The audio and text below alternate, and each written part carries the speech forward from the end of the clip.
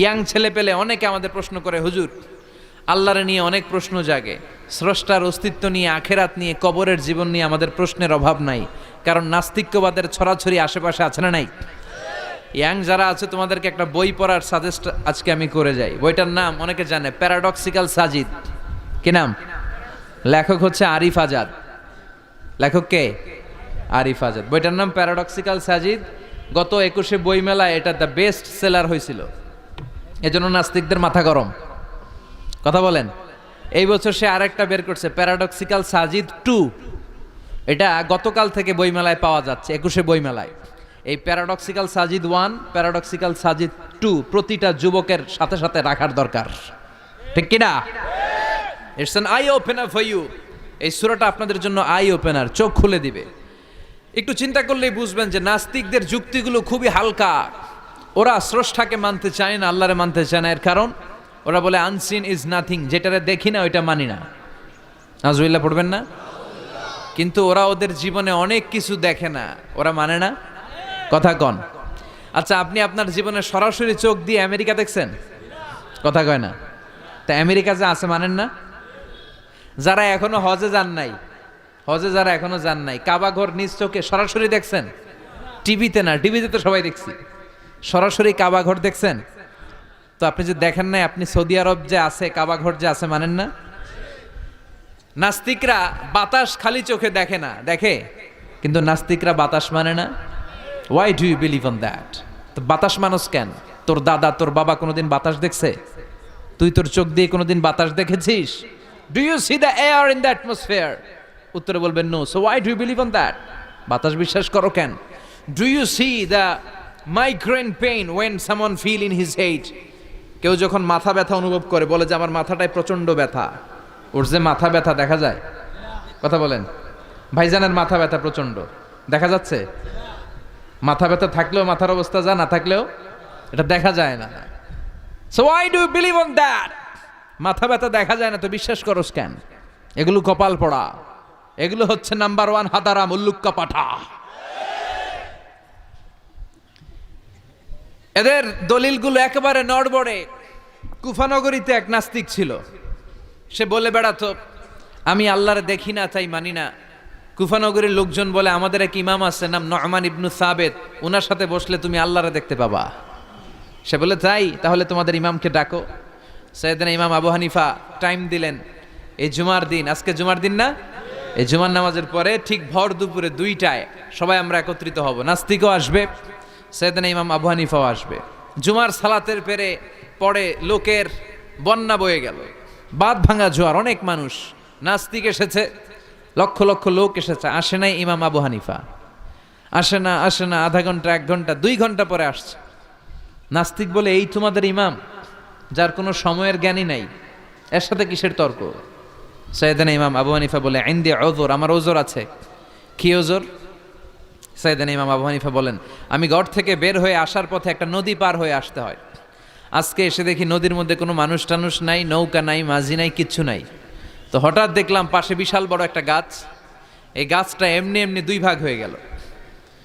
হঠাৎ গাছ থেকে এমনি এমনি লম্বা তক্তা হয়ে গেল, এমনি এমনি তক্তাগুলো জোড়া লেগে নৌকা হয়ে গেল।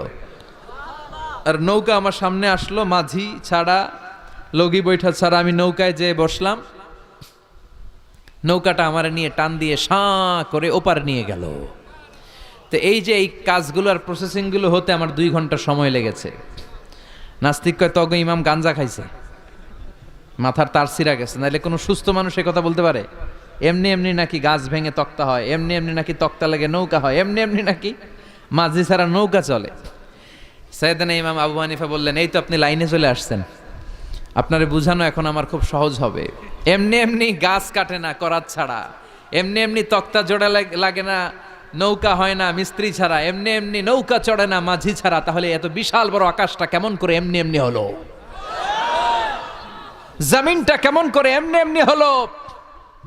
সাগর, মহাসাগর, পাহাড়, মরুভূমি কেমন করে এমনি এমনি হলো? এগুলোর একজন স্রষ্টা আছে না নাই? নাস্তিক কয় তাই তো, আসলেই তো আমি হাদারাম, আসলেই তো আমি উল্লুক্কা পাঠা। এইভাবে তো আমি কখনো ভেবে দেখি নাই, এইভাবে তো কখনো চিন্তা করি নাই। ও ইমাম, তুমি আমার ঘুমন্ত বিবেককে জাগিয়ে দিয়েছ। তুমি আমার চোখের সামনের পর্দাটা উঠিয়ে দিয়েছো, তুমি আমার দৃষ্টিভঙ্গিকে পরিবর্তন করে দিয়েছো।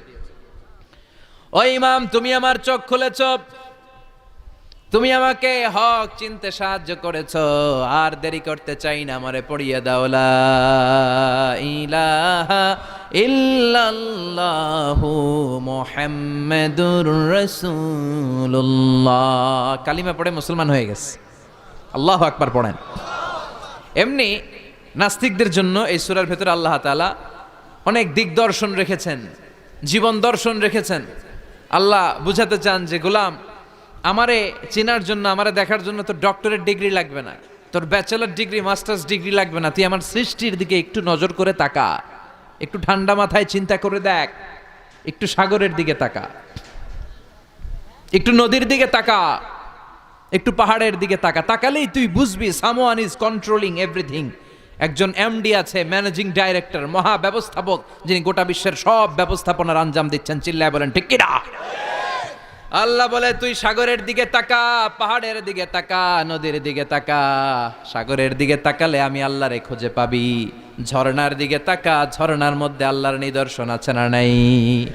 ঝর্ণা ঝর্ণা ঝর্ণা রে, বলনা বলনা বলনা রে, কার বিরহে পাগল পাড়া তুই, কার মিলনে ফুল ফসলে ভরারে তোর দুকুল ভই, কার মিলনে ফুল ফসলে ভরারে তোর দুকুল ভই। ঝর্ণা ঝর্ণা ঝর্ণা রে, বলনা বলনা বলনা রে, কার বিরহে পাগল পাড়া তুই। সুবহানাল্লাহ পড়েন। ঝর্ণা দেখছেন কোনোদিন? হড়ে হড়ে দেখছেন? সিলেটে মাধবকুণ্ড জলপ্রপাত, আর কোথায়? সীতাকুণ্ড, আর কোথায়? রাঙ্গামাটি, আর শ্রীমঙ্গল। ঝর্ণা আছে না? এই ঝর্ণার দিকে তাকাবেন, ঝর্ণার ঝরঝর শব্দের আওয়াজগুলো বুঝার চেষ্টা করবেন, দেখবেন ঝর্ণা আপনাকে বলে দিবে যে আমার স্রষ্টা কে। আল্লাহর সৃষ্টির দিকে তাকালে আল্লাহরে পাওয়ার সুযোগ আছে না নাই? এই তথ্যগুলো, এই উপাত্তগুলো, এই মেসেজ আর ইনফরমেশনগুলো আল্লাহ তাআলা এই সূরার ভেতরে ভরে দিয়েছে। শুনতে রাজি আছেন? আওয়াজ করে বলেন তো সূরার নাম। আরো জোরে সবাই বলেন কি নাম? মুলক। মুলক মানে কি? মুলক মানে রাজত্ব, মুলক মানে ক্ষমতা, মুলক মানে পাওয়ার, মুলক মানে কিংডম, মুলক মানে সভরেইনটি, মুলক মানে অথরিটি। অথরিটি কার? এজন্য রাব্বুল আলামিন বলেন তাবারাকাল্লাযী বিয়াদিহিল মুলকু ওয়া হুয়া আলা কুল্লি শাইইন কাদির। সুমহান সেই সত্তা যার হাতে ক্ষমতা, আর তিনি সকল কিছুই করতে ক্ষমতাবান, সবকিছুর উপর কর্তৃত্বশীল। চিল্লায় বলেন ঠিক কিনা? তাবারাকাল্লাযী, সুমহান তিনি, বিয়াদিহিল মুলক, যার হাতে ক্ষমতা। ক্ষমতা কার হাতে? নাকি প্রধানমন্ত্রীর হাতে, র্যাবের হাতে, পুলিশের হাতে, আমনেগো হাতে? আপনারা তো কোন ক্ষমতা সব আমগো হাতে। সকল ক্ষমতার উৎস কে? সকল ক্ষমতার উৎস আল্লাহ। কিন্তু আমরা বলে থাকি সকল ক্ষমতার উৎস জনগণ। এটা যুক্তিতে টিকে না। কি ক্ষমতা আছে আমাদের? কি ক্ষমতা আছে? কোনো ক্ষমতা নাই। মানুষকে আল্লাহ তেমন কোনো ক্ষমতাই দেয় নাই। যেটা দিছে এটার ক্ষমতা বলা যায় না। চিল্লায় বলেন ঠিক। আসল ক্ষমতার মালিক হলেন আল্লাহ। আমাদেরকে তো আল্লাহ দুর্বল করে বানিয়েছেন। ওয়া খলিকাল ইনসানু দাঈফা, আমাদেরকে দুর্বল করে তৈরি করেছে কে?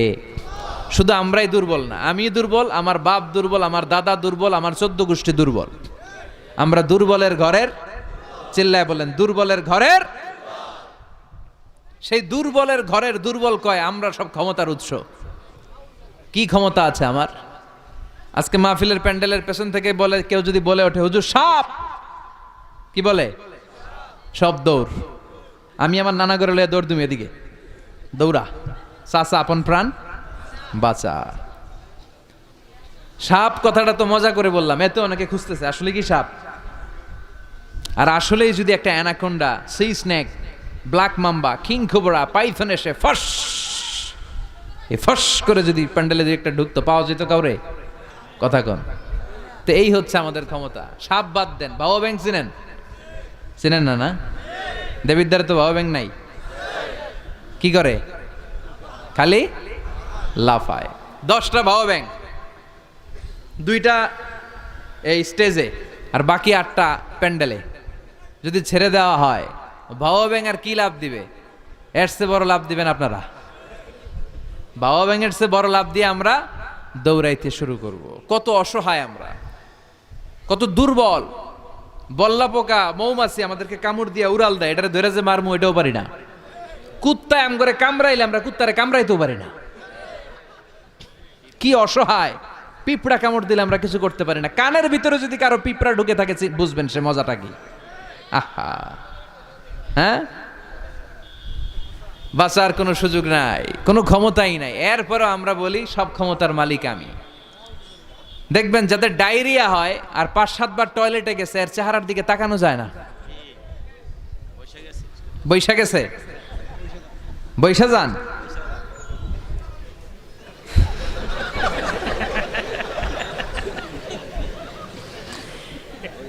তো এই হইল আমাদের অবস্থা।